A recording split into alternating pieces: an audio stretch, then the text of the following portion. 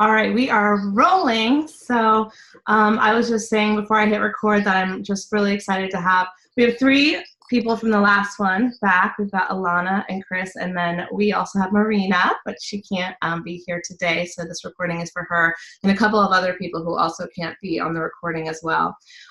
So we've got Ashley and Marissa who have joined us. I'm so excited to have you guys. And what I wanted to do was just go around and introduce ourselves so we can get to know each other a little bit better. You guys all know me. I'm Allison Melody, host of the Food Heals podcast, mom to Jackson and Charlotte. And Jackson, I'm going to put you down. Will you let me put you down? And this is our third iteration of the Rise and Bloom Mastermind. So the first one was in person. The second one, it was 2 days. The second one was 5 weeks. Or maybe 6 weeks, and then this is our first 6-month one, so hopefully we can really progress together. And Chris was involved with all three, so welcome back.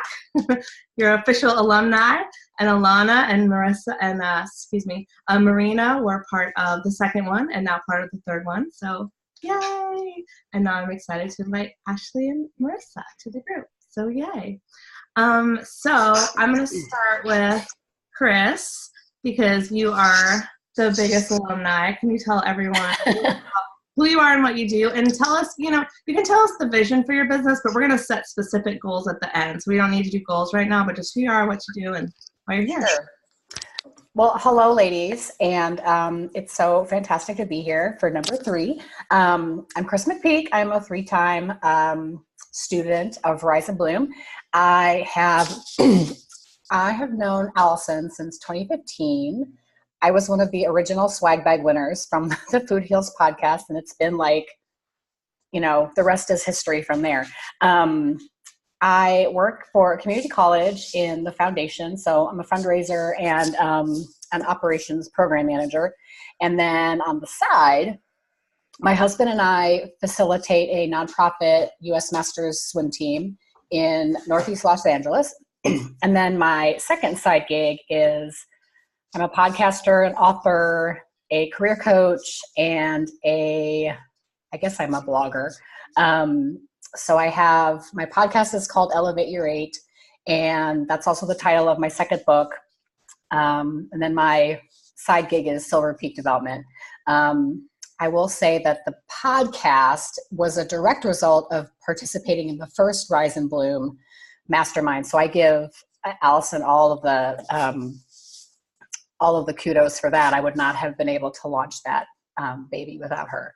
And the second iteration was just fantastic for me too. I am getting ready to, in the next 10 days, I will be launching my first career coaching group program. So the timing for this is really nice because I think it's part of the overall piece of what I want my business to do. But I also want to gain knowledge of things that I can use to help the swim team move forward too, because that's probably the more successful of the side gigs right now.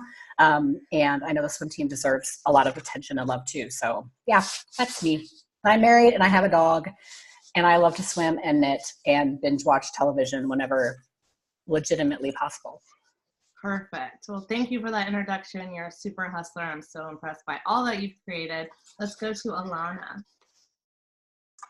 Okay. Hi, so my name is Alana. I live in Northern California. And I'm really excited to be back here for the second round of Rise and Bloom. So I have a background in graphic design, but about 2 years ago I became vegan. And prior to that I always loved food and cooking, but once I became vegan, it kind of started on being interested in learning more about nutrition. And so I actually ended up going back to school. I completed a natural chef program at Bowman College in Berkeley. And so from there, I have launched a recipe blog, which is called Sprouts and Krauts. And so it really focused on, healthy recipes, vegan, whole food, plant-based, and with, kind of a focus on like really seasonality with produce and also fermentation and raw foods. So so yeah, right now, I mean, that's, yeah, really my focus, the blog, and just, I guess, kind of trying to, figure out exactly what direction to take that in. And definitely one of my goals is to write a cookbook as well. I can't wait for that cookbook. I'm going to be all over it. Yeah. Awesome. Thanks, Alana. Let's move to Ashley. Hi. Hi, I'm Ashley Cummings, and I come to this through Allie, who I met. So I'll tell you that I sold my wedding ring, and the very next day booked a trip to Italy, not knowing who I was going with, and I fell in love with Allie and these other wonderful women, and it's just been such an amazing journey. So what I do professionally right now, I am living my mother's dream. I am a partner at a major law firm, all that stuff. And I've done that for almost 20 years. Kind of sold my soul and have represented tobacco companies and pharmaceutical companies, and then went through this sort of existential crisis in my life wherein I lost a ton of weight, went vegan, got healthy, got obsessed with spin class, did all the things, right? And started going, what am I doing?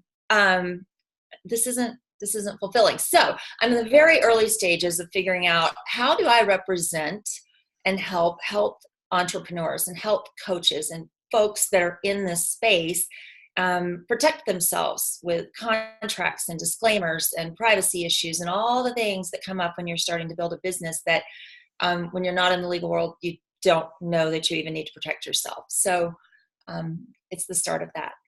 I'm a mom. I've got a 7-year-old, a 9-year-old, and one huge puppy, a Great Pyrenees. That's it. Yes, and the world needs that so much. All of us can benefit from what you're going to do. So thank you. And if anyone wants to join Ashley and I, we are going back to Italy in June. So let me know if you want to come. All right, let's move to Marissa. Hi. Oh my gosh, I'm just loving meeting everyone. I love everyone's stories. I'm so excited to be part of this group. My name's Marissa. I live in New Hampshire. I don't know if anyone was over here in the East Coast when you were giving it. I wasn't really paying attention. Ashley, you were. So I'm a musician. And I do meditation music and create guided meditations. My like healing journey story. I've been in the nonprofit sector, or I was for years and years, like giving of myself, like needing to live off of government assistance in order to give back, and like killing myself physically, and all the while being heavily medicated for bipolar type 1, in addition to like 7 other mental illness diagnoses. And and now, I don't even remember how many years I'm medication free now, but I live medication free with bipolar type 1, and it's all through like mindfulness, self-love, and self-care practices. And also, since this is like from the Food Heals Nation, I should probably mention I haven't eaten meat since I was 10 because I was just a very sensitive child. Although one time for my grandmother's birthday, I did eat for her because she was like turning 85, and she's like, you haven't had a real meal with me. Besides that, though, and so my some of the work I do is like making meditations for like apps and stuff. So like I started this on a whim, and now I've made like over 300 meditations for different like phone apps and like businesses that just need meditations and meditation music. So yeah, we'll talk more about goals later, but that's basically, I think that sums up who I am. And then my goal is just bringing more mindfulness, and I do performances of like music and comedy and stuff to talk about mental illness and mindfulness. So that's kind of my jam. And are you on Insight Timer at all? Don't know what that is. No. Okay, that's my main meditation jam. So you'll have to. I do these things for these apps, but like I'm a very like I don't go on a lot of. Like I'm not on my phone very often, so like I'm doing these things for other people, but I'm also you don't know where they are. No, I'm not paying attention to them. That's cool. Well, I'll have to look and see if any of your stuff is on Insight Timer. No, I've worked with Peace, Zen, Wake Up app, Gentle Wake Up, and then this new Enneagram app. Nice. Not Insight yet. Okay. making sure my person is joining. And she's a beautiful singer. Thank you, thank you. So are you. Have you guys heard her music? It's not secret. My secret karaoke passion. You have original stuff, right? I did 2 original songs for a grad school project, and then I've written a lot, but I only recorded 2. But that's one of my like macro goals for my life is how can I get more into music. But I'm so focused on making Food Heals this global thing right now that I haven't been able to focus on that. So I'm like, all right, how can I bring it in just part-time? And so that's like my karaoke nights out. It brings me so much joy. Cool. Well, I'm so glad to see all you beautiful ladies doing amazing things. I wish the rest of the group was with us tonight, but the rest of the group will be with us on Tuesday. And I think we're going to have Travis join us in a second. So, okay, he said about 4 or 5 minutes. Until then, I want to pose a question for you guys, and we don't have to go in any order, it's just open for discussion. But when it comes to your business and building relationships, do you think it's more important who you know or what you know? Who? Could that possibly be situational? Yeah, I mean, this is an open interpretation question. There's no right answer. Because I feel like who you know, like if they know what you need to know, they have the what, then you don't really need to have the what. It sounds like the laziest answer, but like in my life, it's kind of felt that way. I got a good team of awesome people, and now I'm excited to have all you guys. I'm a who person, but I'm sure the what is super important. Like Ashley, you got a lot of what in your brain. That's the problem. I have all the what, but I haven't ever translated it into rainmaking through connections. And a lot of, you see people at the law firm who bring in all the money. They are more the who you know, and they can figure out the what later. Right. Or give one of us lower down the chain that to figure out. They don't have to know it. Yeah, so the first time someone asked me this question, it was Travis Chappell, who is our guest for today. And I was arguing that they were equally important. So I said, who you know was just as important as what you know, because if you meet people and you don't know anything, then you can't go far with them. And if you know everything, but you don't know anyone, then you can't really build more on whatever it is you're trying to do. And I met Travis before he started his podcast, so it was about 2 years ago. And once I started listening to his podcast, which is all about building your network, I've now come to the conclusion that it is more important who you know than what you know, because sometimes the who you know can lead you to the next phase where you can learn something and grow and evolve in that way because of the person you met. And so I'm really excited to have him joining us, and I think it's been an interesting transition for me when someone's actually changed my mind, because we think things are a certain way, and then his podcast has actually made me think differently. So if you want to add a podcast to your network that is all about building relationships and relationships that can help you scale, definitely check out his show. So one thing I want to talk about is like what we're going to go over for the next 6 months while we're waiting for him to join us. And I'm sorry to Alana and Chris, because you've heard my little introductory spiel before, but it doesn't help. It doesn't hurt to hear things more than once.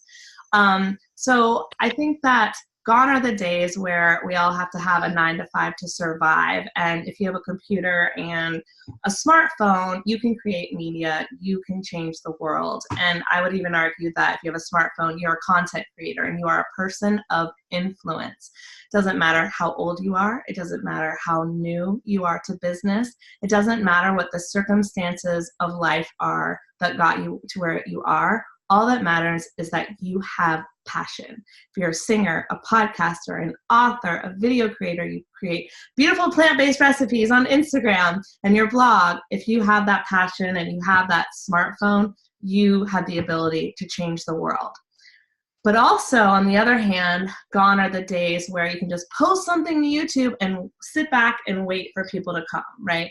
iTunes, Facebook, wherever you are, you can't just wait for the people to come. You have to have a strategy behind what you're doing. And the people who got the timing just right and went viral 5 to 10 years ago really came in at the right time.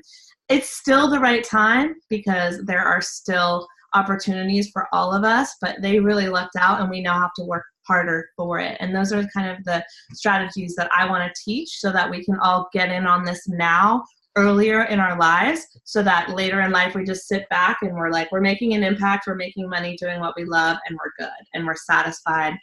And then we can create even more that we can't even imagine right now. We can set new goals and new exciting opportunities will come our way. So yeah, we have to have strategies, and that's why we're here. So over the next 6 months, I'm going to go through all the strategies that have worked for Food Heals. I'll tell you, this has worked, this has failed, and then I'm also going to bring in experts in other fields that I'm not an expert on. So we've had book experts come in. We had Laura Peterson come in, and she talked about authoring a book and how to become an Amazon bestseller and why your story matters and how to sharing your story with others can help people. And then we talked to Zach Hesterberg on Facebook ads and the back end of Facebook, and really how important that type of advertising is for your business and how low priced it currently is. So one of the things that I want to iterate is that we're going to talk about free marketing strategies for all of our businesses. But if you have $100 to invest, that's a great way that you can get new listeners, new followers, new subscribers, all of that stuff, because Facebook marketing is like nothing we've ever seen before. You know, it's the Google ads of 10 years ago, but even more effective when it comes to targeting, because you can target people from your email list. You can target people who like X, whatever it is, or whoever it is that is similar in your field that you want to tap into their audience. So you can really, really highly target things. And so if anyone wants the recording of that, who wasn't on in the second go round of Rise and Bloom, I'm happy to send that to you. So basically we're going to go through strategies and we're going to talk to experts. And if there's something that you want to make sure we cover, just say it today, say it now, or send me a private email, and I will make sure that we incorporate whatever it is you want to learn.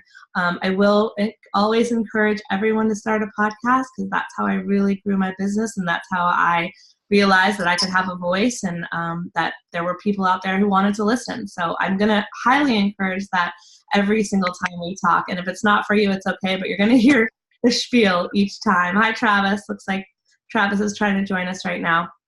So yeah, hey, okay, so just send me an email or say it today. We're going to go to Travis right now so that we can go through building your network, and then we're going to end on our goals. So we'll do a micro goal and a macro goal. So maybe what you're going to do by next month, and what you're going to, next time we meet, and what you're going to do in the next 6 months. And these can change. You're not married to them, but let's set some, say them out loud, announce them to each other so that we can support one another. All right, Travis. Hi, how are you doing? What's up, Allie? Hey, so sorry about that. I was finishing up another appointment. My hair's all messed up and a mess, but I'm good to go. No worries. All right. Well, so I was telling them earlier about your podcast, and we kind of went through, the fact that I said, what do you guys think is more important, who you know or what you know? And we discussed that for a minute, and I really said how you've actually changed my opinion on this, because the first time you asked me, I was like, well, they're both equal. And through listening to your podcast and just knowing you, I've now realized, in my opinion, that it's who you know that matters. And that's kind of the whole point of what you do. So do you want to talk about that a little bit? Yeah, for sure. So, yeah, exactly what Allie was saying is something that I found to be really true with a lot of people. So for those of you who don't know, I have a podcast called Build Your Network, and my whole brand is built around getting to know the right people. And I just think that everything else kind of falls into place if you take care of that first thing. It really, like in any industry too. So that's one thing that I really like about it, is that it's not just specific to just business, or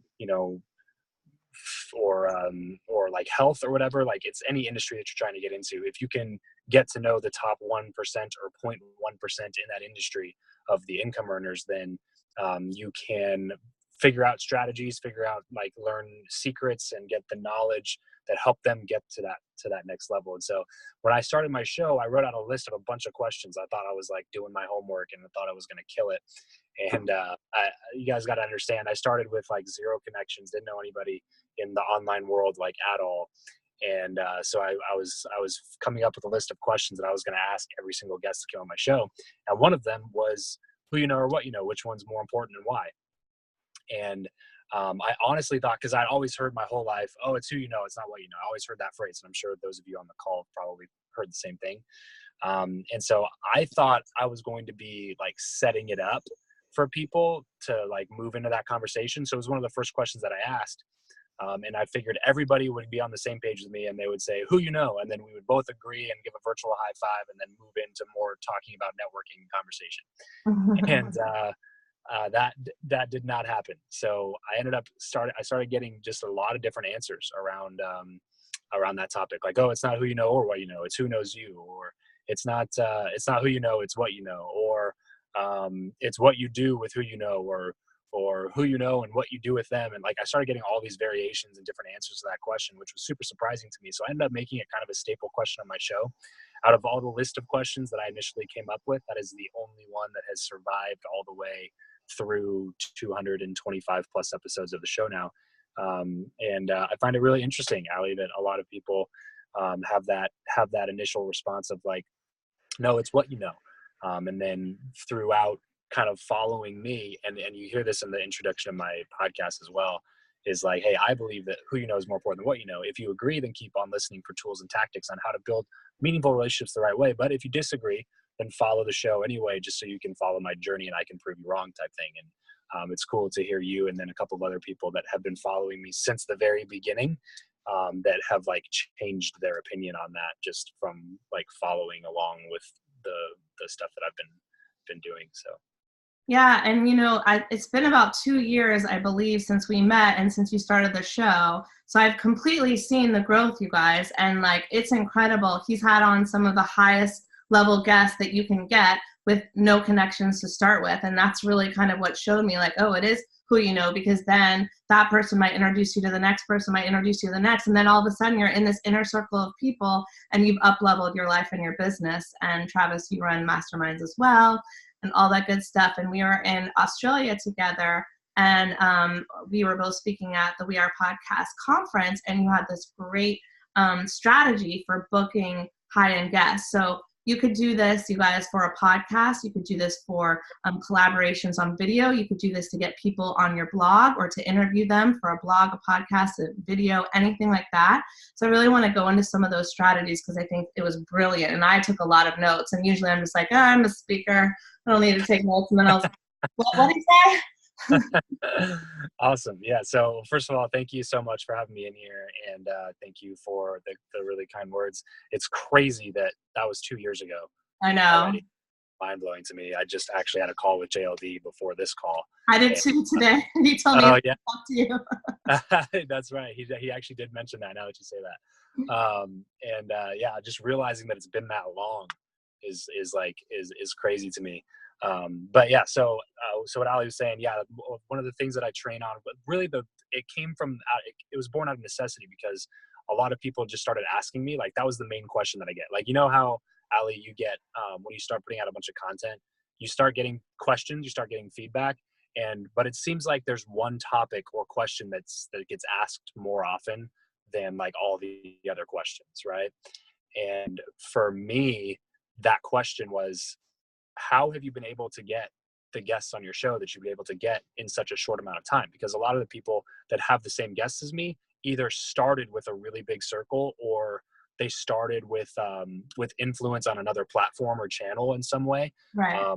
Like somebody like Ed Milet has gotten some of the best guests in the world in less time than I have, but he's worth $500 million and already had connections with people, like is good friends with Tony Robbins. Like, so for someone like me to come in who'd had zero connections, nowhere to start, like nothing like that, to be able to get the guests I've gotten, people like ask me how I've been able to do that. So that's kind of like what I do a lot of my trainings on. So it's a lot to go into. So I want to just kind of spend time talking about the very first thing, if that's okay with you, Ali, just really nail down one of the steps instead of like touching on all of them, if that's okay with you. Yeah, let's start there. And we've got Chris has a podcast, and I am highly encouraging Ashley, Alana, and Marissa to start them as well. And everyone in this space is really, sorry, my dog is crying for food, is really in the wellness space. And so we're just all trying to up level together. And then we've got a couple of people who aren't here tonight, some who have podcasts as well. So I would love you to speak to, how you did it for the podcast and then how we can do it for other things as well. Yeah, for sure. So first of all, I want to congratulate all of the people on this call for taking the step and investing into yourself to be a part of this mastermind. It tells me that you definitely understand the value in relationships, or else you probably wouldn't have invested into getting to know Allie better, who is a master of what she does. And so everybody on this call obviously is already thinking along the same, like along the correct line of thinking. So I'll kind of go into like the very first thing that needs to happen before you do anything different. And this is like the pre-work to the real work. But if you skip the pre-work, then the other stuff's probably not going to make as much sense. It amazes me how often people treat networking and up-leveling your inner circle like they leave it up to chance almost. Like it's just kind of like well, hey, if I happen to meet this person at this event, then that would be cool. Or if I happen to walk into Starbucks one day and my like dream connection is sitting there, then I'll be able to talk to them. And it's so like abstract and up in the clouds, and you can't like bring it down to earth and actually like start accomplishing and moving toward the goals that you have for your network. So what I try to do is help people, like the very first thing is help people visualize what it means to actually build a network on purpose, to really go after key relationships. So the very first thing, and if you guys are on this call and can hear me okay, if you want to drop in the chat or speak up or something, if you have any questions, that'd be great while I'm talking. The first thing is you need to visualize and actually create a goal for yourself.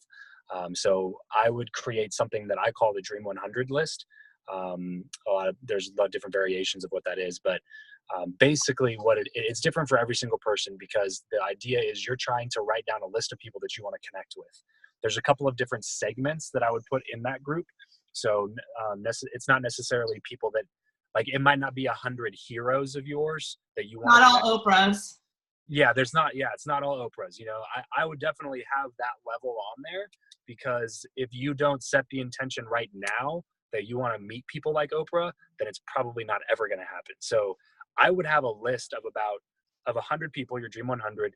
The very top people on that list should be like the like impossible reach outs, like the Oprahs, the like for me it's The Rock and LeBron James and people like that. But I have them on my list, and I've had them on my list for 2 years now. And I think it's important to write those things down and have it in front of you all the time to remind yourself that, hey, it's possible to get in touch with this person. It's possible to get in touch with this person. So I say that to say, segment your list so that you have like a list of like 10, 15 people at the top that are like the list of lists, like the ones that like, man, it would be so cool if I could sit down with Oprah, like those people, put those on there. But the bulk of the list should be made up of people that you're maybe 1 or 2 connections away from currently. So the bottom of that list, start with 10 people who you've already have a connection to, like met in some regard somewhere along the line, but haven't like built a relationship with them. So in terms of like getting them on your podcast or YouTube channel or whatever sort of content or platform that you're trying to push the most, start off with people that you know that you could probably get a yes from if you ask them to. So have those on your list. What you want to do is start creating small wins for yourself. So you don't want to just like go straight up to the top of your list and then reach out to those people and then get super discouraged when you get a bunch of no's. So you want to create some small wins for yourself at the beginning. So the bottom of the list should be a bunch of people that you want, that you still want, that can add value to your audience if you're on a podcast, YouTube channel, whatever. That are still going to add value, but someone that you've already maybe had a connection with at some point, you met at an event, or that you could strike up a conversation without an introduction, or they're one connection away from you and you like 100% could strike up a conversation with a person that you know really well and get them to make an introduction so that you can get them onto your show or onto your platform or whatever you have going on. So always be sure to audit this list. I say 100 people because like anybody can come up with like 20 names or 25 names, like pretty quickly. Like any one of you on this call could come up with 20, 25 names of people that you'd like to connect with. But when you start getting to like number 36 and 37, you start realizing that like, oh man, there's like, I got to do some work here to fill up 100 names on this list. And what it's going to make you do is it's going to make you start being exposed to everybody else that might be in your industry that you might not already know of. So if you all on this call are in the health industry, health and wellness industry, then your list is going to start off with people like Ali, maybe people like Sean Stevenson, people that you already know, that you follow in the health industry, that you like their content, and like you can start with people like that. And then once you write out 20, 25 of those names and you're kind of running out, what I suggest doing is going to those people's content. So go to Ali's podcast or Ali's Instagram, or go to some of these other people that you might follow in this space, go to their Instagrams, go to their podcasts, and start looking at the different people that they collaborate with on their shows. Start digesting as much content as you can and consuming as much content as you can that exposes you to people that you might not be familiar with, that are in a similar niche and have similar audiences to the one that you're trying to create. Okay, so if that makes sense, give me a thumbs up just so I can see if that makes sense to everybody. Cool. So start off with like your warm people, the people that you know will say yes because you've already made you've already made some sort of connection with them. Then go into people that are one connection away from you, people that that you think that you could get a friend of yours that you have a really good relationship with to introduce you to without them using up much of their relationship capital. So you want to be sensitive to those types of things, because when you build up a really good network of people, you don't want all the other people in your life that are like just clawing at you and trying to take advantage of the network that you've built. So be sensitive to that kind of stuff, but don't fear the ask. Never fear the ask. That's the biggest thing to remember is like, look, these people get requests all the time, and there's different ways and strategies to try to get the yes from them. But you like the number one way to make sure that you don't get a yes is by not reaching out. That's the number one way. Yeah, go ahead. Okay. So you have a sales background and I don't. And so that's one thing, that's like a skill I never learned or anything like that. So I know, and Pat Flynn told me this to my face the other day, that Ali, it's in the follow-up. You have to follow up. You have to follow up. And I always get scared to follow up too many times. So I'll follow up maybe once and I'm like, okay, I'm done. Like, how many times should we be following up, and how do we do it in such a way that we're not annoying people? Because I know when people follow up with me and they go to my Instagram, my Facebook, my LinkedIn, and my email, I'm like, chill out. Yeah, right. No, I totally understand. So this is one of the biggest things for me. I call it, I say that there's two different types of persistence. There's professional persistence and there's pushy persistence. One of them gets you results. One of them gets you blocked.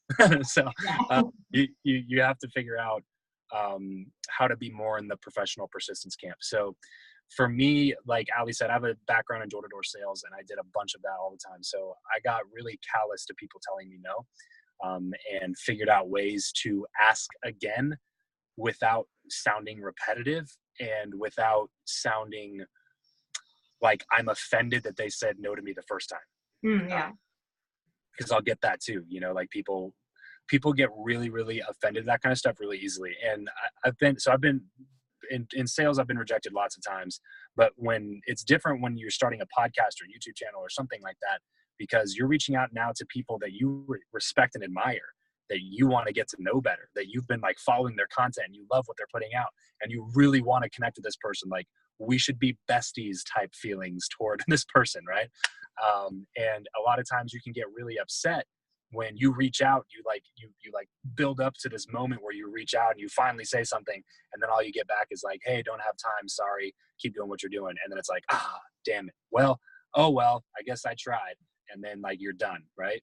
So the answer to your question, Ali, is based on the situation, because there's some people where they've told me no once or twice, where they've told me no once or twice, and I've just said, all right, not a big deal, whatever, because like I wasn't super invested in getting them on my show.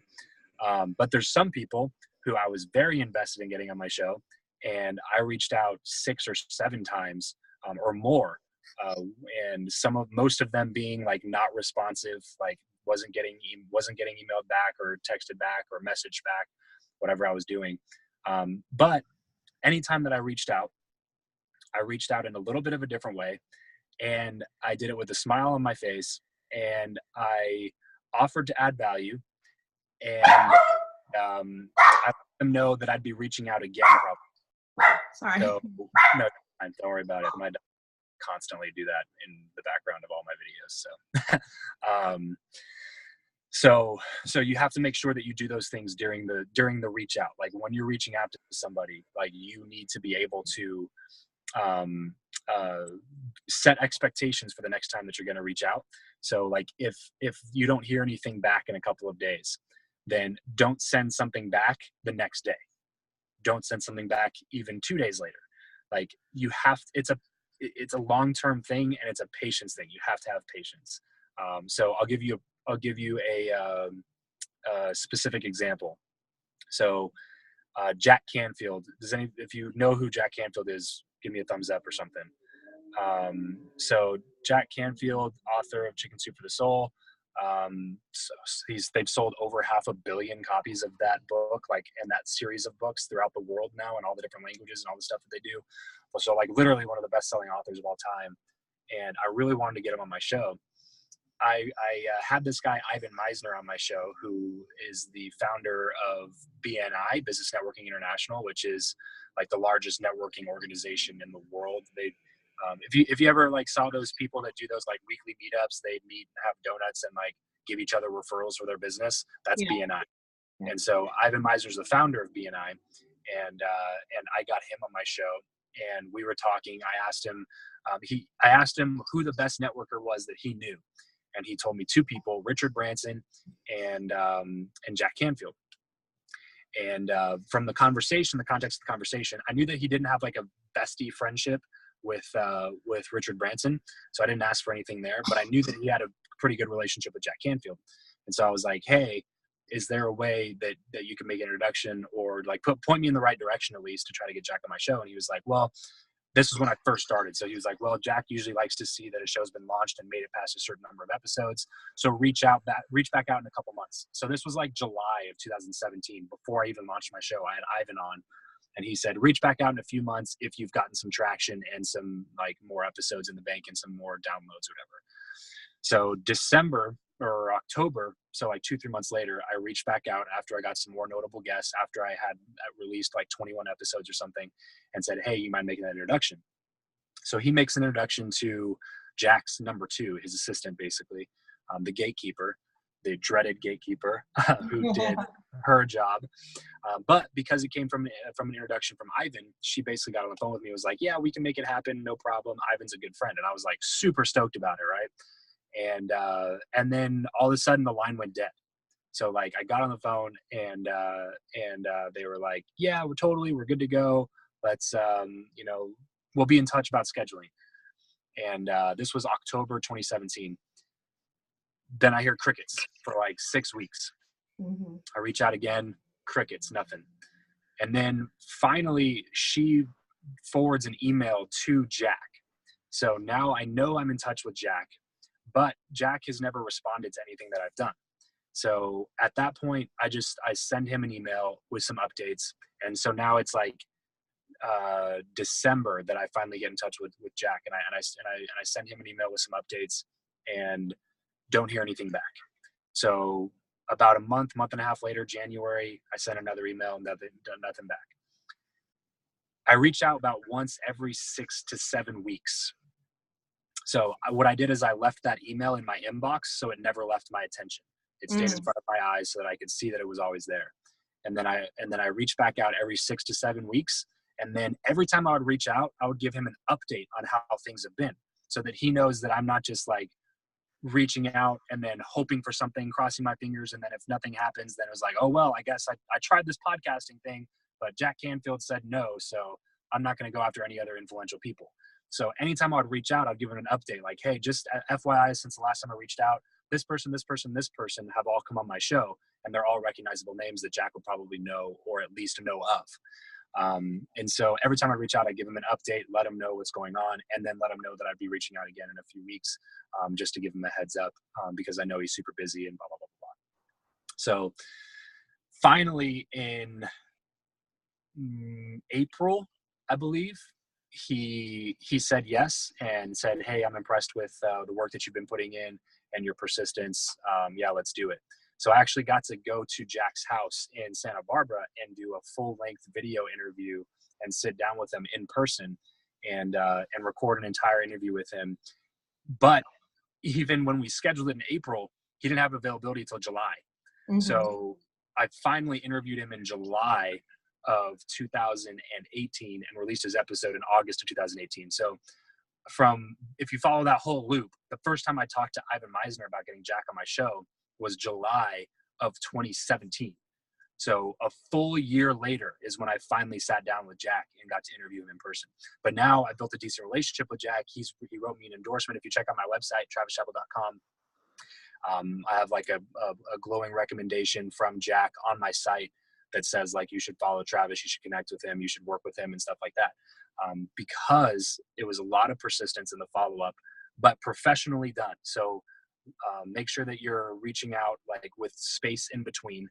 Make sure that you're giving updates and that you're still working your ass off in the meantime, and that you can give a good update the next time you reach out so that people understand like, wow, this person's working and actually seeing stuff accomplished.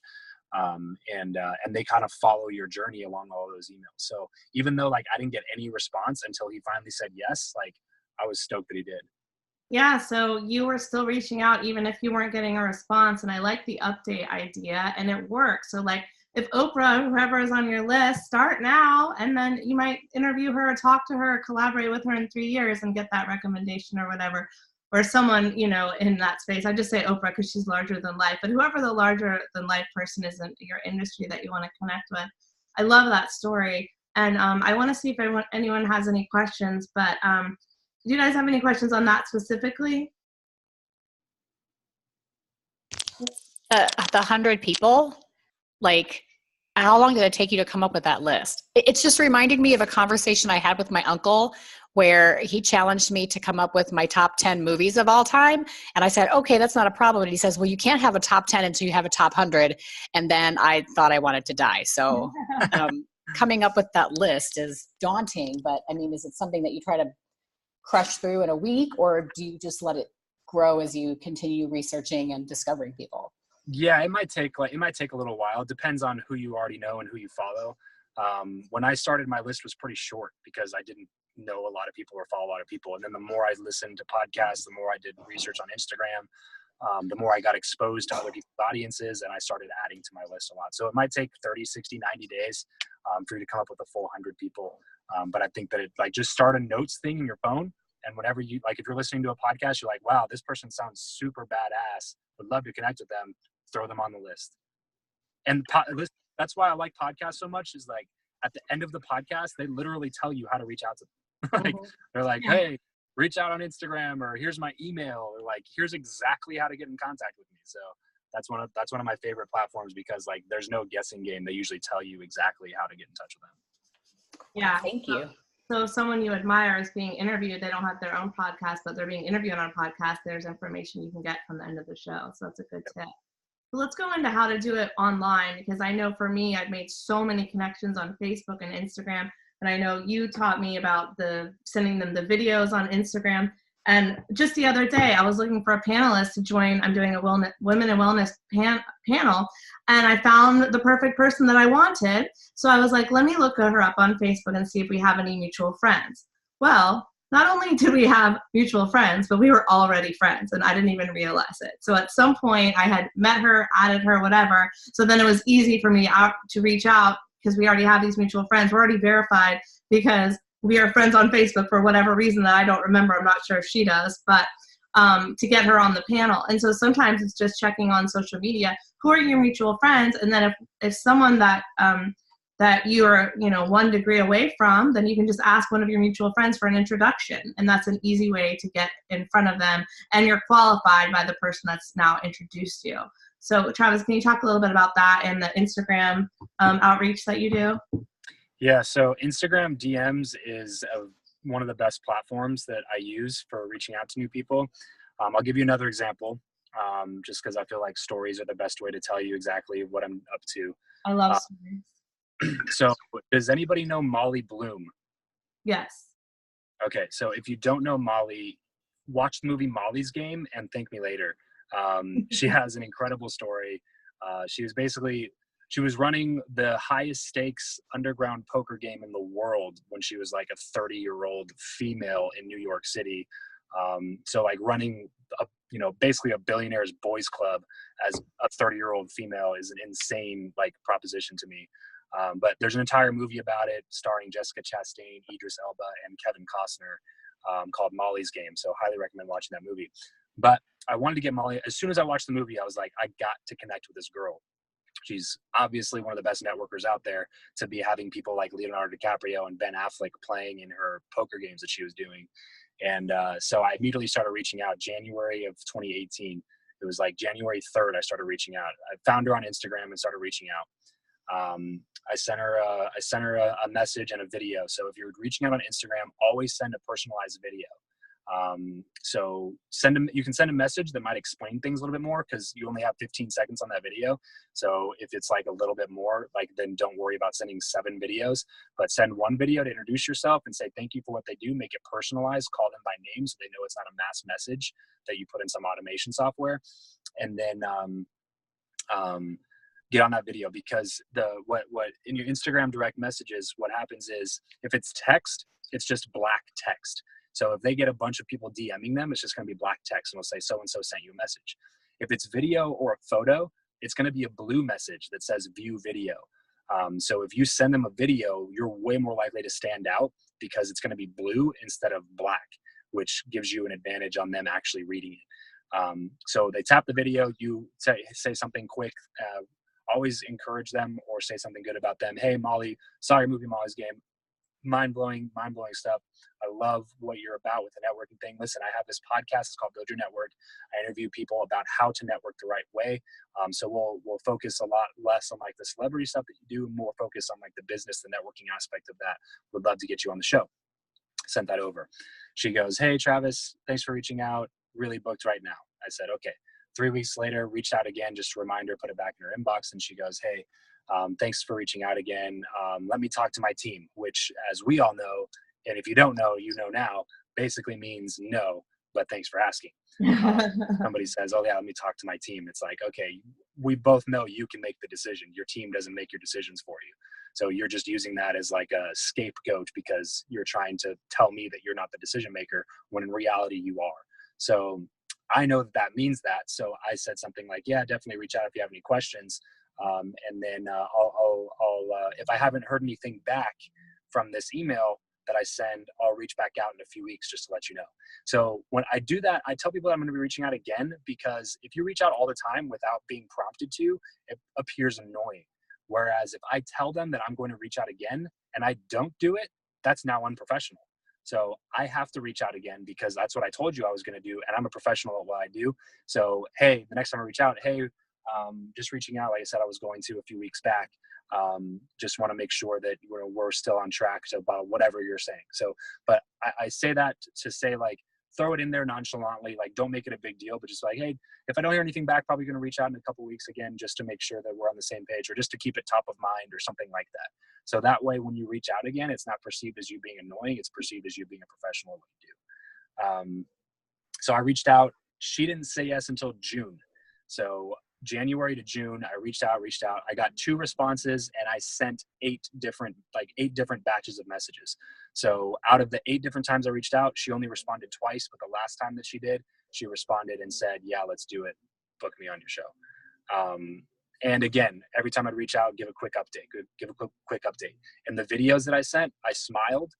It's always important to smile. And I even said something like, hey, I have a background door-to-door sales. I have a tendency to be really persistent. So please don't mistake my persistence as an annoyance.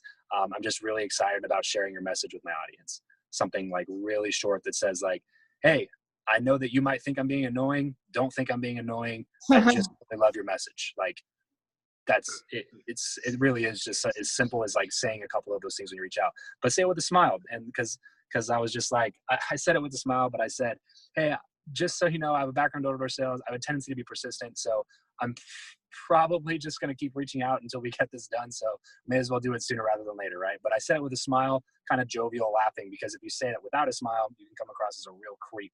Yeah, great. Like a block pretty instantly. If you're just like, I will not give up until you come on my show. I love you and we'll never like stop reaching out. Like obviously have some common sense about it. But if you do it with a smile and deliver it in a very like joking kind of that's why I like video too, because people can read body language, and body language is 55% of communication, whereas the words we say is only 7% of communication. I think the tonality and the body language is way more important than the actual words, which is why I'm a big fan of reaching out on video. Really, really helpful. Thank you so much. Do you guys have any questions for Travis?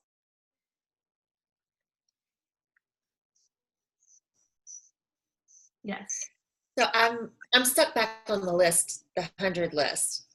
Sorry, I'm jumping back, but is that 100 list? You guys are content creators, right? You've got a podcast, so you've got a platform. You're looking for folks. So is it a content creation list? Is it a list of potential clients who will actually pay you money, or is it some mixture of those? Or do you need a separate 100 list given categories? No, it's just 100% dependent on your goals. If you're a content creator, then it's probably people that you want to come on your show. If you are running a digital marketing agency, then it's for ideal clients, 100 people. Like what it does is it gives you clarity on how to reach out to those people. Because if you don't know where your ideal clients hang out, how are you supposed to get in touch with them? So writing out a list of your actual ideal clients. So if you're not running any sort of content or show or anything, then your client list is just going to, like your Dream 100 list is probably just going to be your people that you want to work with the most, like small businesses in your area that you want to run social media marketing for or whatever. And then looking at that, you can then get a glimpse of like, hey, these people are in these Facebook groups, they hang out at these events, they join these masterminds. So if I want to get in touch with them, I got to be where they are. Okay. Yeah, and I think it's people that you want to connect with. And for you, Ashley, I feel like I would see it as potential clients and potential people that when you are creating your content, and we're going to get your podcast up, then you're saying like, okay, here's Ashley's tip of the day or whatever. And I brought on, Bob over here to give you a tip. Maybe Bob's on your list of people that you want to help with your content. And also he's a potential client, because I know so many people who book clients, right, that are guests on their podcast because they have a service that the guests need. So it really can be for multiple things. It's people that you want to connect with for all aspects of your business, I think. Yes, totally. And Allie, just FYI, my phone's at 1%, so I could be dying at any second. Okay, no problem. We have 4 minutes left with you anyways. Can you tell us about Thailand? Travis and I are going to Thailand, and you're all invited. Yes, definitely. You can find more if I end up cutting out at coolpeoplecoolplaces.com /Thailand-2019. I don't know why the URL is that complicated, but that's the one that my marketing guy gave me. So coolpeoplecoolplaces.com /Thailand-2019. But yeah, it's going to be a destination mastermind. So I'm bringing out a couple of my friends to do some speaking and conduct some workshops, but it's 5 days full, like 5 full days at a resort in Thailand that I booked. It's like a mini villa that's out there that I rented the whole thing, complete with private chef and all that good stuff. My buddy Steve Sims, the real life Wizard of Oz is what Forbes calls him, is going to be there doing some workshops. And then actually, Allie, I just booked Ronsley. So Ronsley is going to be out there. He told me last night. What's that? He told me last night, and I was like, yeah. Oh, yeah. So Ronsley's going to be there. And then it's going to be limited to about 10 people. And we have, I think, 7 spots taken. So would love to have anybody else come out there. It's really built for connection and rather than content, but you'll get a lot of great content as well. Because I'll have photographers out there taking pictures, video of everything for the whole thing so that you guys can have stuff for your marketing and all that good stuff. A lot of excursions planned. It's really just going to be I call it Cool People, Cool Places, because that's really what I want it to be. It's just cool people hanging out in a cool place and talking about fun things that like get the juices flowing and build real connection with people who are at a similar life stage as you are. And just like Italy, actually, there's an infinity pool. So that's yes, there is. it's not a retreat without an infinity pool. Right. But I really think the value is just the connections that you make at masterminds. Like Travis and I met at John Lee Dumas's mastermind, and we've been supporting each other's work for 2 years now. And then it's also the content that you get from other people. Sometimes I can't see how great my business can be on my own until someone else reflects back to me what the possibilities are. And I think that's really the power of what we're doing here and what you'll be doing in Thailand as well. And I just think, like, if you guys are into masterminding and vacation, which clearly we are, because that's what Travis and I do, and Ashley is coming back to Italy, and, you know, we do all the things. But if anyone's interested, yeah, just let us know. Yeah, totally. I would love to have anybody else out there. So if you guys want to hop on a call separately with me and I kind of explain more in depth with you about what we're doing and stuff to see if it's a good fit, just let me know, or let Allie know, and she can give you my phone number and we can hop on a call to see if it'd be a good fit. All right. Well, we know your phone is dying. Thanks so much for being here. I really appreciate it. Yeah, of course. Thanks, guys. Let me know if you need anything. Always feel free to reach out.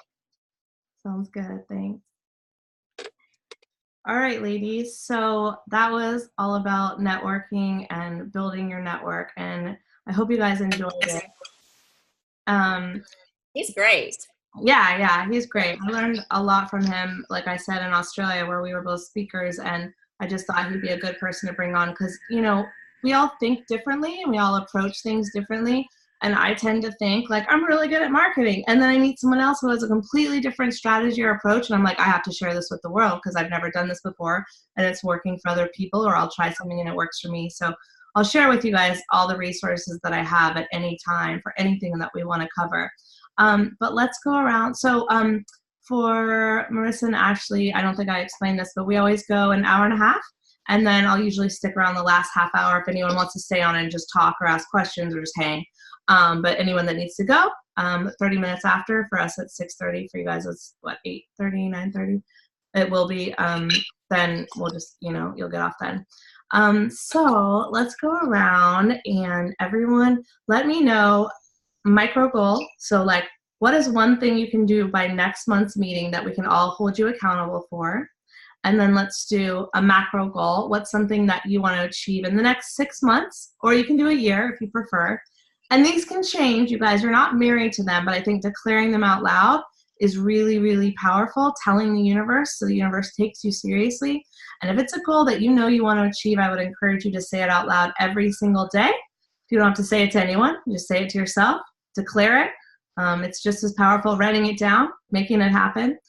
So let's do micro goals, macro goals. And if there's anything that you want to be like, Ali, we have to cover this. Like, you know, so far we've done networking, we did Facebook ads, we've done books for you guys that didn't get to participate in those. I can send them to you. But if there's something that you want to make sure that we cover, I'll make sure that we cover it. So let me know what you want to know in the next 6 months that would be of the most value.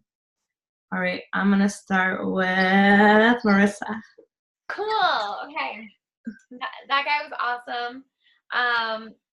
All right. So my micro goal, I have a lot of things I want to finish by next month, but there's one that is the most pressing. So I'm putting it out there and I'm super nervous about it and scared about it. I have a gig in, oh my God, it's already next week. So like this is well before a month, but I have to put all my focus in it. I'm doing, it's like a kind of like a one-woman show kind of, and it's comedy and music and like inspirational storytelling at a women's retreat in the Lakes region of New Hampshire this weekend or next weekend. And I just need to spend like every second that I can working on that and getting it all finalized. And I'm just super nervous about it. And so I have all these other micro goals that I want to do for the rest of the month, but that's all my brain can even handle right now. So maybe I could like email the others or something later, because I know after that I'll be like, oh great, on to the next thing, which lends itself into my 6-month goal, because in that I need to break it down anyway. So I'm working on to backtrack a little bit, Ali kind of knows a little bit about this because I sent you that chocolate book and we kind of did a little check-in. But so I met Ali at Spirit Junkie Masterclass, Gabby Bernstein. And when I went there, like I really didn't know what I was doing. I just knew I couldn't keep working nonprofit, like making no money, trying to help the world that way. Cause like I could, like it was absurd. Like I couldn't make a giant difference, even though, you know, for the couple hundred youth I worked with, it was a big difference. I want to do more. And I want to be able to afford, you know, not having to shop at Goodwill or whatever. So like, I just like have these big dreams, right? So, I was like, I'm going to start this jewelry company. And like, I just kept like following like new things like crystal healing. I was really into it. I just like, was like, what else can I follow? What else can I follow? And I fell into this thing of being like, oh, well, I saw, like Gabby even said at the beginning of the training, it was like, you know, even if you're not a coach or whatever, like you can leave this and start doing coaching. And I was like, I don't want to be a coach. And I convinced myself, Allie, and everyone listening, but you might be able to relate to this, that the reason I didn't want to be a coach is from some limiting belief that I had. And so I went through all the limiting beliefs. I was like, I got to heal that. I'm going to be a coach, like blah, blah, blah. And I did, and it was fine. And I loved it. And I love my clients, but like, I'm a musician. I'm a performer. I love to just be creative and do whatever I want to do. And I wasn't making like any money coaching. So I was like, all right, if I'm not going to make money coaching, I'm not going to make money doing youth work. I might as well just do what I love, because even though the whole world has told me you will make no money making music, well, I'm not making money doing anything else. So I might as well do what I love. So my new philosophy is like, I'm not following, like I signed up for all these things that were like, make so much money if you just follow this specific thing, or like, right, you know, coach that was like, follow me and you'll like triple your investment, which like I never even had a return on investment of any kind. So I'm like, screw it. I'm just going to do things I love. And what I really love is making meditation music, writing songs, doing the performances, but in particular, creating meditations for people. And I'm working on this year-long thing. And a lot of it is all geared towards, well, what have I discovered that I hate doing? Something I hate doing is like having to come up with like a new email every week for my mailing list or whatever. Like I'm not into it, and I'm not going to give energy to things I don't enjoy anymore. I'm done with it.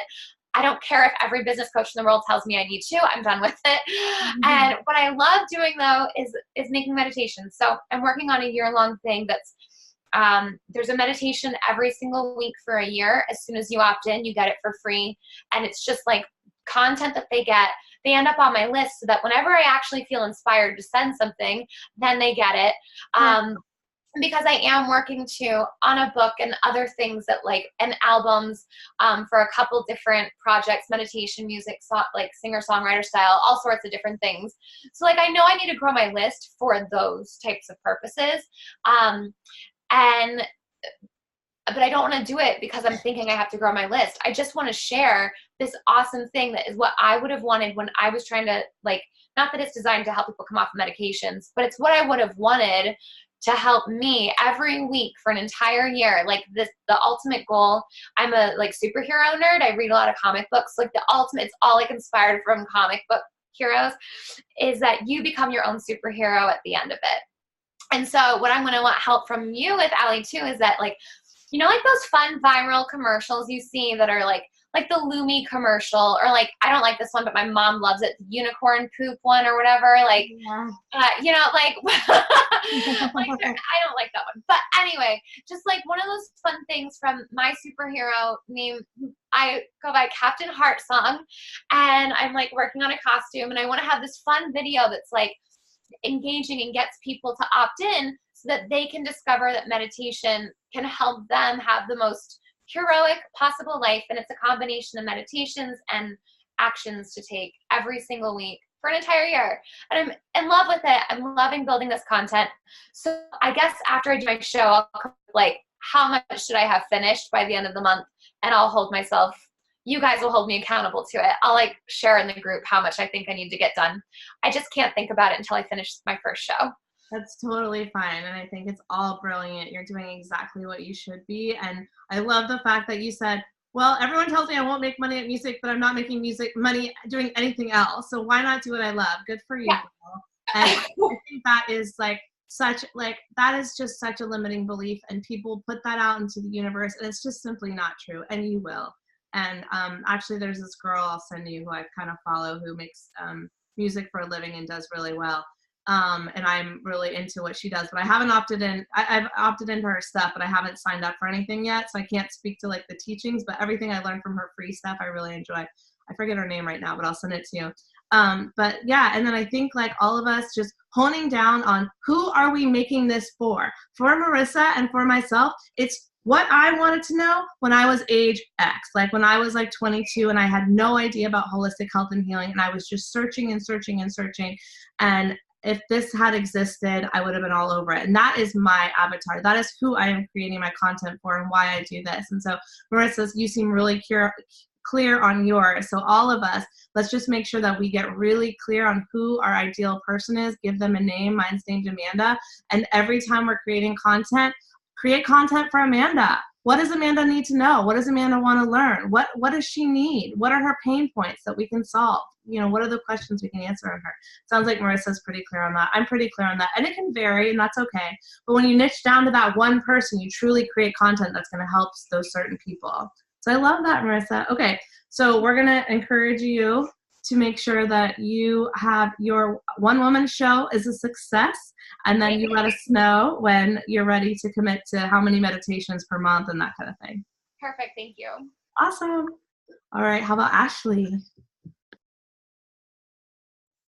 Okay, so I have a really fun micro goal. Okay. I just flew back in from DC where I was meeting with my mentor, and my goal, we had a discussion about how I strategically get fired. Yes, I love this. Yeah, right? So my goal is to exit elegantly with a legit severance package, Yes. so that I can pay my bills while I do all this stuff, right? And I've been at this place for 20 years, so there's a possibility that I can make this happen if his strategy really works, and it could. So my goal in the next month really isn't directly related to my 6-month plan, but I have to extricate, and there's some things I have to do for clients and professionally to honor that I need to set up in the next month so that an exit will be done properly. Right. Yeah. Okay. So I want to get fired. And my macro goal is the 6-month one is there's a lot of homework to be done here in terms of what I've got to do and learn, and content that needs to be created is going to take a while. So I sort of want to give myself 6 to 8 months to actually create this and learn it before I launch it. Yeah, I took a long time, girl. I was creating before I launched. I hear you. So that's does anyone watch Better Call Saul? He's an attorney and he gets himself fired, and it's one of the funniest episodes I've ever seen, and I'll try to find it and like send it to you. I think it's on either Amazon or Hulu or one of the things. Or maybe cool. I'll check it out. It's so funny. So maybe you can I went on a couple of dates with this guy who said I looked like the girl in Better Call Saul, but I never watched the show. Oh, yeah. I didn't go out with him either. But, All right, that's it. I love it. All right, Alana. Okay. What's your so I have a few. First of all, what's that dog's name? What? What's that puff's name? Oh, this is Rupert. Hi, Rupert. You are so cute. Okay. Hey. Yeah, here he is.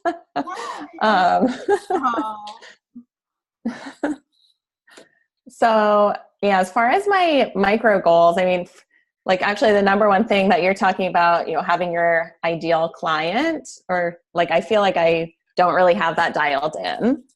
And so I think really figure that out. So that's actually my kind of number one micro goal.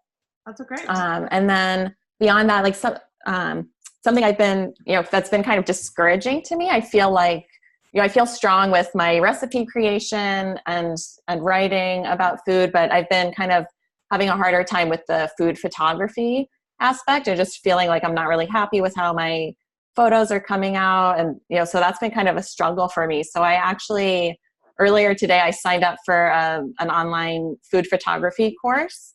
Nice. And it's a 4-week long course. And so so I'm really excited about that. And I kind of see that as my micro goal for the next month to really dive into that and really, kind of get my photography set up all figured out. That's great. Congrats. Yeah, thanks. Yeah. And like I said earlier, kind of my macro goal is writing and publishing a cookbook. So I think, I'm still kind of trying to, hone in on the time frame of that. And is that something that you're working on all the time, or it's something that you're going to start working on? That's something I'm going to start working on. But you have a lot of already. It's not like you have to start from scratch. Mm-hmm.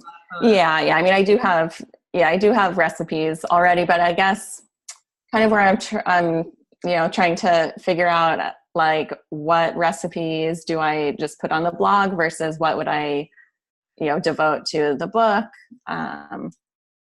Cool. Yeah. So I'm kind of still in like the beginning stages of, should it be like kind of more honed in on a specific topic or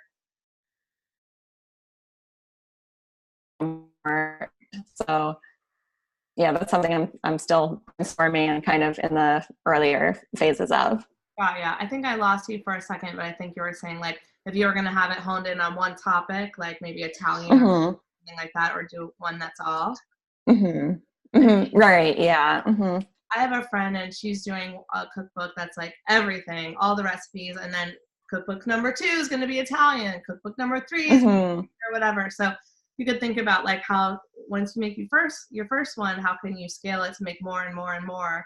And like Heals is be like the chicken soup of the soul for Food Heals, and just create book after book after book, themed. So thinking about what you could do in the future, because once you have one, you're going to be addicted. And you're going to be like, how can I make another one? Right. Right. Yeah. Exactly. Awesome. All right. Well, I love it, Alana. Okay. If I ask a question, Yeah. Alana, what are your favorite kinds of recipes?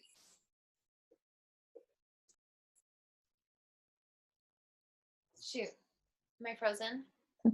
Alana, can you hear her? I didn't hear that. No, it just everything froze for a minute. I'm just curious, like, what do you love the most about cooking? Like, what are your favorite recipes? What really lights you up? Oh gosh, I mean, that's a great question. Yeah, I mean, I think one of the things I'm really drawn to, like I said, is like fermenting. I'm really passionate about that. Yeah. Yeah. And that's kind of where I came up with, the blog name is Sprouts and Krauts. So kind of doing, raw foods and fermented foods as kind of ways to like activate your food and have and so that is one thing that just bring the cookbook in that direction, where it's having different fermented, like basic fermentations, and then kind of incorporating them into different recipes. Very cool. Yeah, so that sounds like your first book. All right, Chris. Books are like tattoos. You can't just stop at one. Yeah, right. like she did. Right, exactly. Okay, so the micro goal between now and next month, I do have a launch coming, so that's happening anyway, but I would like to be able to say I want my program to launch with 5 participants. So I hope when I circle back with you guys next month that I can say that Career Bliss has 5 women enrolled. So that's my micro goal. Perfect. And then I think the macro goal would be at the end of this program for Elevate Your 8 to be monetized in some way. So yeah, I really want to shoot for that.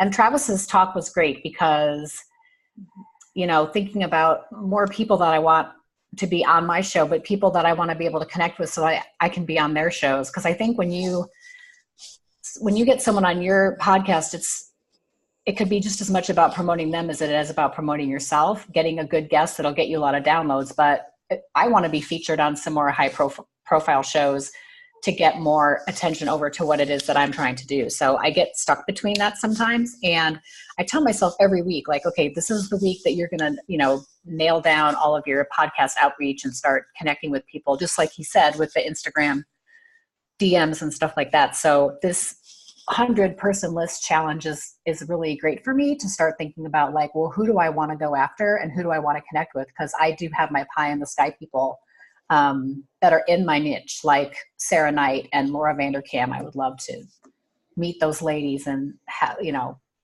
them on my show or be on Laura Vanderkam's show. That stuff would be cool. So, but anyway, to monetize my show by the end of our time together would be outstanding. And that's one of my favorite things to talk about. So obviously we'll talk about that. You can always pick my brain. And I think the guesting on other people's shows, you guys know, I think that's one of the most effective strategies when you're launching anything, even if it's not a podcast, if it's a book, a blog, anything, a coaching program, anything that you're doing is to start guesting on podcasts. Because again, you're in those people's ears, you're building a relationship with them where if they read your words, they're not going to hear all the intonation and who you are as a person. And sometimes we hear just how people speak. You think they sound like me, or they had a similar experience as me. I want to follow them on the rest of their journey. And then, you opt into their email list, and then now you're their follower. And that happens all the time with podcast interviews. So I think that's a really good goal. Charlotte, I'll be there in a minute. And, Charlotte. she really wants food, but because it gets dark earlier, she's confused because, she usually eats at 7:30, but now it's like 6:30, but she's hungry because the sun, because their clock didn't change, I guess. Ours did. Anyway, so I think that's a really great goal. I was going to say something else. I forgot. Hopefully it'll come to me. But yeah, I think the top list for everyone, honing down on who your perfect, listener or avatar is for your business. Those are really good ones. And we're going to do a bunch of things. So we did Facebook, we did the book thing. We can do Instagram. Who wants to build their Instagram? Oh yeah, always. Okay. So the first thing that we're going to do, well, actually, Anne Marcy, you didn't raise your hand, but. Oh, sorry. I'm totally open to whatever. But like I said earlier, I just want to do what feels good. So like if I have, I don't know, you know what I mean? Like I just want to have fun. Okay. So, like, yeah, if I can build it, great. But if I can't, great, Okay, gotcha. So what we have that we started with the last mastermind is that we're all in an Instagram group where we support and like and comment on each other's posts. So what it does is it tells the algorithm like, hey, people really like this post. We're going to show it to more people. And so I can add you guys, and you can be active or not. If you don't feel like doing it, then don't do it. If you love it and you want to keep doing it, then do it. But what we are going to have everyone do is kind of measure the success. So there's a tool where you can check what your Instagram engagement turns into sponsorship-wise. So like how much you should be paid to post on Instagram.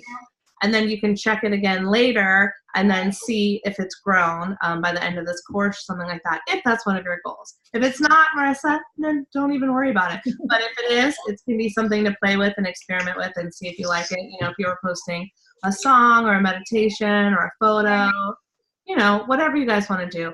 There's no pressure to do it, but it's really cool to kind of see, I can type in, I typed in how much I was worth, and I think it was a little bit more than I was charging. So I was like, oh, do I need to up my prices? Right.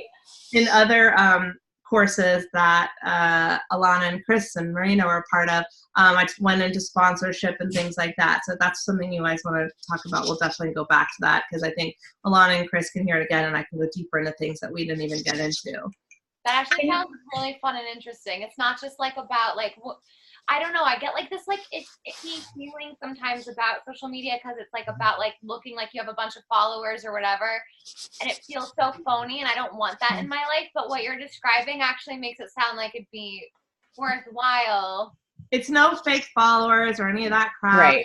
There are strategies that you can do where you just go like and comment and follow a bunch of people and hope they follow you back. I mean, we can talk about that, but it's not really something I do very often, but there's services that'll do that. But what we've been doing, and it's just, a couple of times a week, we have a group, Alana, Chris, Marina, Lindsay, Jill, and I. Is there anyone else in that group?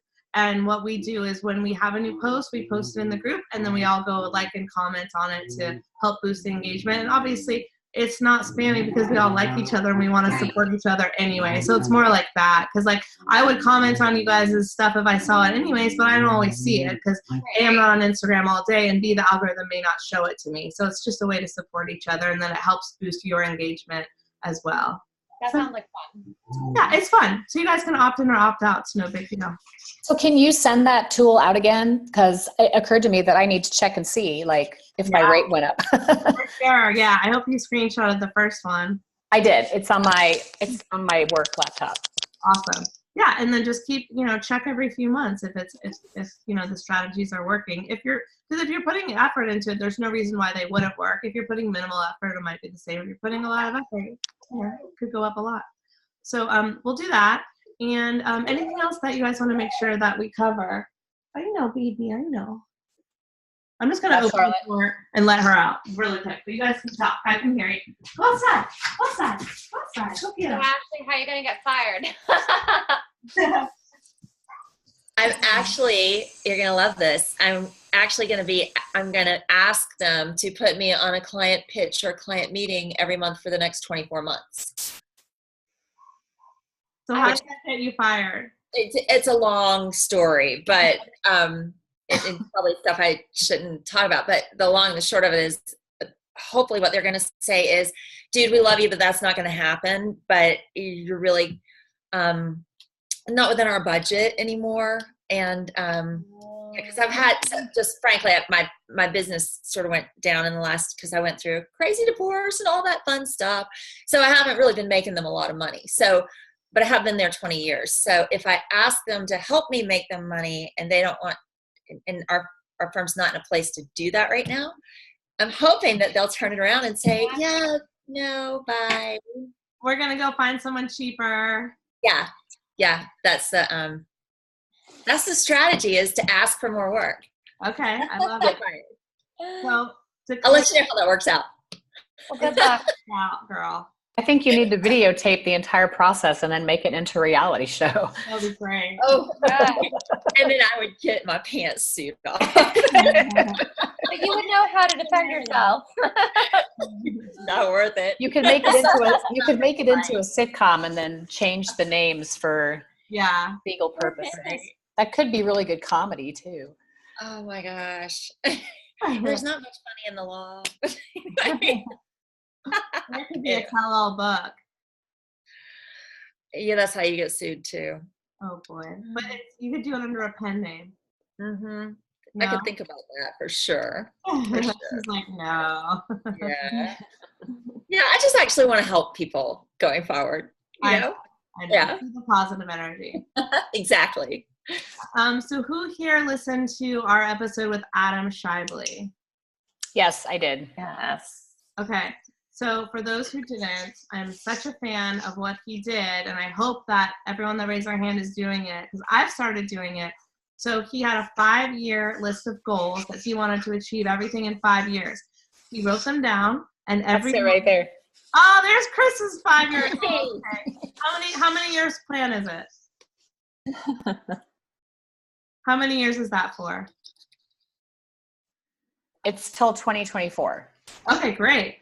So that's pretty much, So Adam wrote down his goals. They were, find a wife, have kids, start a gym, lose weight, all the things. Okay, looks like, you listened to that.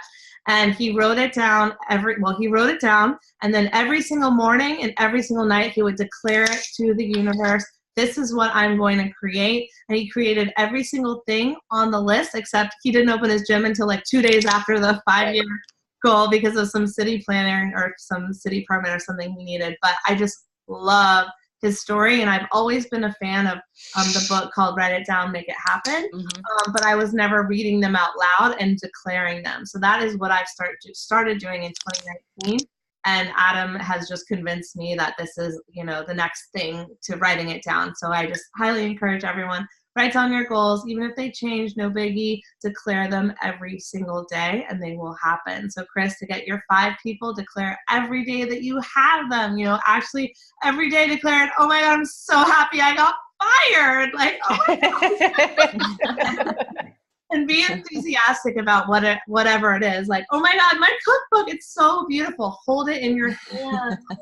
You know, Marissa, be in the audience, seeing the people clapping and cheering for you. Like, I know that we all know about visualization and stuff, but just keep doing it, saying it out loud. I just think it's very, very powerful. Doesn't matter what you believe in, you know, God, manifestation, universe. I don't care. It fucking works. So I believe that I am, like the I am whatever statement was transformative to me through some tough times. Like it just was a reminder. I would say it to myself again and again. No, I don't care what you say. I am yes, love and light. I am.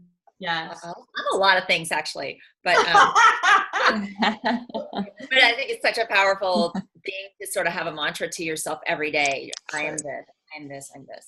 Yeah. I absolutely agree. So write them down. When was that was that a recent episode? It was in December. I forget exactly when. His name is Adam. I don't know how I missed something. Okay, I'll look it up. I think it was He has a December. really hot voice. Yes, yes, sexy. Oh yeah. Yeah. I can send you the link. I don't have it in front of me right now, but I'm happy. I'll find it. Okay, cool. Yeah. All right, guys, we have 1 minute left. I will stay on for anyone who wants to talk. If not, we have 1 minute for questions, comments, anything like that. And then, you know, you guys can head off and I'll see you next month. And if you want to stick around, I'm here. So nice to meet you, Ashley and Marissa. So good to meet you all. We're going to have a good time. Yes. It's gonna be I'm fun. very excited. I do have a question. How do we stay connected in between? So I sent out a list earlier, which is add yourself to the list where you put your website and social media, and then we ask everyone to, you know, follow each other, subscribe to each other's email list, and now you have each other's emails, Email addresses, yeah. of the email I sent, so that you can, you know, be in touch and collaborate. Reply all. Yeah, you can reply all if you want to talk to someone individually. Yeah, just shoot them over an email. Great. Yep. And I'll add you guys to the Instagram group, and you can participate or you don't have to. And there's a couple more people who will be joining us next week who couldn't be here today, so we'll have a couple more. But I can already tell this is an amazing group, and they're only going to be more amazing. How does the Instagram, is it like an Instagram DM? Yes, it's a group DM, exactly. So I never want anyone to be offended. I set my phone to have no notifications of anything. So if I miss it, it's never because it's intentional. No offense at all. I've been in there in over a week because I've been in Park City. It's no big deal. You come in, you get out when you know. I know I like I'm up on all the posts. Actually, my love it. sister went in and caught up on some of them. It's fun. I get excited going in there and looking specifically at your guys' stuff as opposed to having to scroll and search for it. Right. And it keeps me focused because I'm not one to just go in there and flip through like for an hour. So I like looking for you guys and supporting your stuff and seeing what you're doing and then, you know, moving on to the next thing. Very cool. Yeah. Yep. Anything else? This is gonna be great. I'm excited to Yeah. go. Yeah, we're going to deep dive into all the topics, so don't worry. And just don't forget to email me if you're like, oh my God, we have to cover this, then I'll make sure to fit it in. Awesome. Yeah. All right, girls. Thank you. Good night. Good night, everyone. I love the heart. Sleep sweet. Well, to my other East Coaster. Yes, stay warm. Everyone else, enjoy the rest of your evening. All right. Well, thanks so much. Good night, everyone. Thank you. Bye. Bye. I don't know how to stop this. All right, I'm gonna shift. Okay, how do I do this?